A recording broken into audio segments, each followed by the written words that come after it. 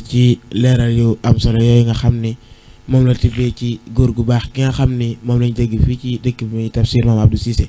kon li nga xam ni moom lañ tudd yaakaar naa doy nañu ci pour ñu xam góor googu moom mooy kan waaye ci biir góor gu nga xam ni moom nga tudd léegi ban relation la amoon ak Cheikh Hadji Malick Sy ak moom tafsir Mame Abdou Cissé lan moo waral ak ñëw fii ci biir jërëjëf. tabaarakallahu diggante ma maam Seydil Hadji Malick nag xam nga mag ñi li yàlla ni yaa ayyuha alladina amanu taqullaha wa kunu maa saadiqin mag ñi yàlla moo leen ñor ñoom képp ku nu gis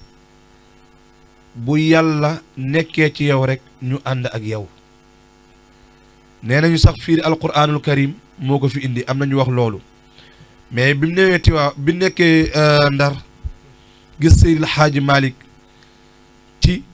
dégg-déggam bu rafet parce que Alaaji Malick yàlla dafa ko mayoon fëhmu dafa amoon ak dégg nekk ku sell nekk ku yiw nekk koo xamante ni xam na ni kii ku dëggu la ku ànd ak moom sunu borom subhaanahu wa taala mën na la dimbali te Seydil Hadji Malick moo waxoon Mame Abdou Cissé borom jaamal ni ko bàyyil ma fi Abdou mu ndaw mi wax na ni wax ni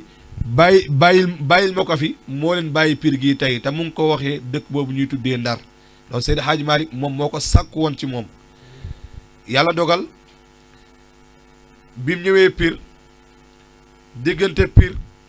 ak Tiwaawan nga xool alaaka boobu ak wóllëre gi dox seen diggante ñoom ñaar loolu moo tax góor gi Tafsir Abdou Cissé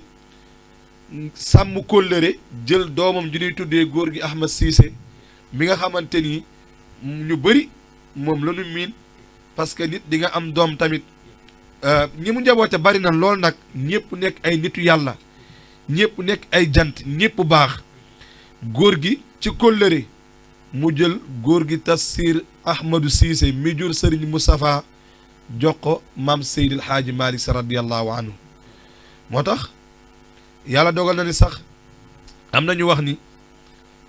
bi ñu jël góor gi Tafsir Ahmadou Cissé di ko jox maam Seydil Hadji Malick bu Alaaji Malick mësaana toogam ak taxawu maam Ahmad Cissé ñooy tolloo kon li nga ciy déggee mooy maam Ahmed Cissé mi jur Serigne Moustapha góor gi Tafsir Abdou Cissé bi mu koy jox maam Seydil Hadji Malick boobu góor gi Ahmed Cissé nekkul woon mag mais xale la woon kon ku teel a dem daara la daan na wax ni man xawma sama cere yaay xawma ko parce que avant maa xàmmee lan ma jël jox ma Seydil Hadji Malick moo tax bis góor gi yónni na ko Ndar mu jóge Tiwaawan dem Ndar waññee ko wat ñibbisi jóge fi jaar sa dëkk dem te jaaroo sa kër mu nekk ci Seydil Hadji Malick nee nañu sax ba mu fa nekkee ay at yu néew la fa def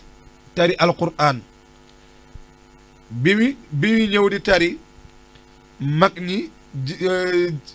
yaay jeeg jël seen sëru rabal yooyu daal di ko koy dëpp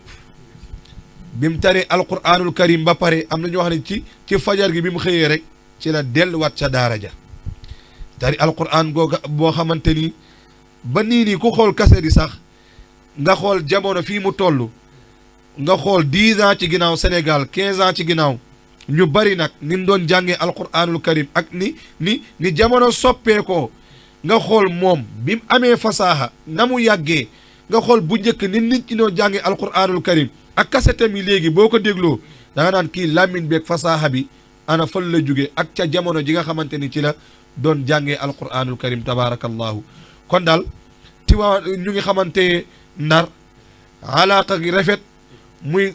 sàmm kóllëre xam ne kii nitu yàlla la moo tax mu am doom mi maam Ahmed Cissé mu jël ko ngir matal kóllëre ngir jox ko suñu maam ja ca Tiwaawan muy maam Cheikh Seydil Hadji Malick Sy radiyallahu anhu